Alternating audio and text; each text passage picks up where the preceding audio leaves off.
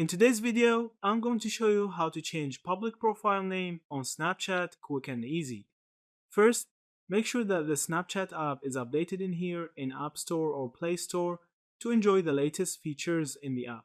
Now, go ahead and open it. On Snapchat, your public profile name is separate from your display or username and can be edited to reflect how you want to appear to followers and the wider Snapchat community.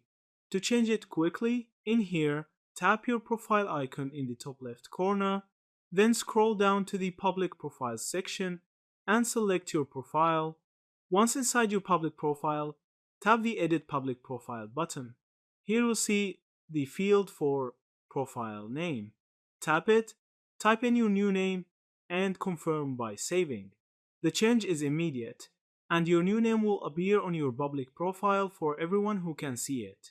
Keep in mind that this doesn't change your username, the one used for logging in or mentions, which is permanent, but it does let you refresh how people see your public presence. If you manage multiple public profiles, you'll need to repeat this process for each one individually. Yeah, that's it. Thank you for watching this video.